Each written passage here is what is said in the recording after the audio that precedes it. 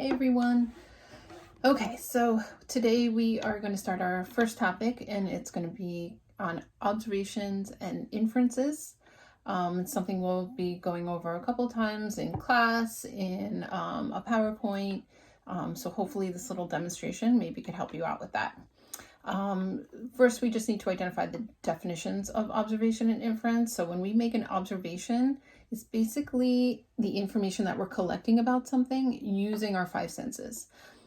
So what do we see? What do we hear? What could we taste? What could we feel? What could we smell? So these are all using our senses. We could make observations with anything in the world around us. So just an example, right? We have a marker, something that we can observe. What do you think? It's pink. That is definitely going to be an observation.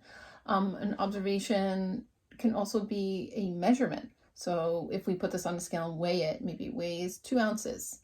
That would also be an observation. So we can use instruments to make our observations as well. We could measure it with a ruler. We could say, okay, it's 4.5 inches. That's also an observation. Take the cap off. Smells sweet, like strawberries. That would be an observation.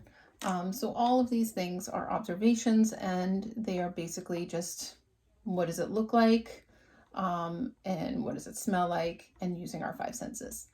Now, if I'm to make an inference about this marker, it's a guess based on your observations. So let's make a guess about what this marker can do based on our observations.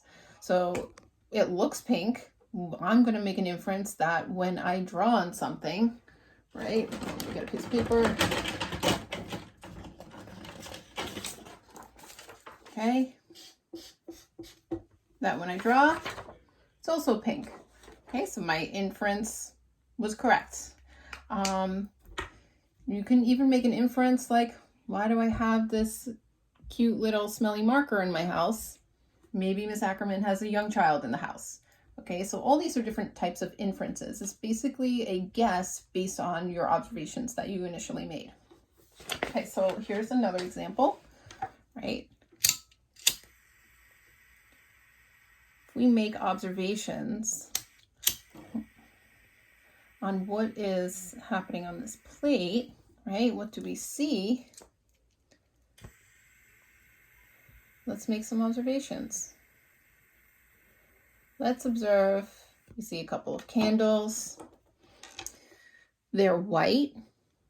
They are, I'll make an observation right now for you if you can't feel it yourself, right? It's hot. They are on fire. Very simple. There's not much else we could say about them, right? So those are our observations. Now let's make an inference. Maybe they're made out of wax. Okay.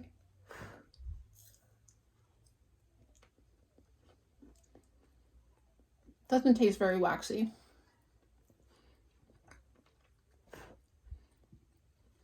They're definitely not made out of wax. It actually tastes really good. So that just goes to show you, when you make an observation or when you make inferences based on your observations, they're not always going to be right. Observations are generally right. They're facts. We would call an observation a fact. But sometimes our inferences will not be right. So these are not made out of wax. They're not even candles. They are made out of Polly-O string cheese and a little piece of almond, which the oils in almond makes it actually flammable. So I built myself my own little candle, and it's entirely edible. So that just goes to show you that what you always see may not really be what you're seeing or what you think you're seeing, right? These are illusions, and that could happen a lot in science, where you're making your observations and you're trying to come up with a statement about that, come up with your inferences, your hypotheses, and they're not always going to be correct. So it's important that we really make enough observations to the point where we can make correct inferences. Okay, so that was just a little introduction to our topic on observation versus inference. And I will see you guys soon. Bye-bye.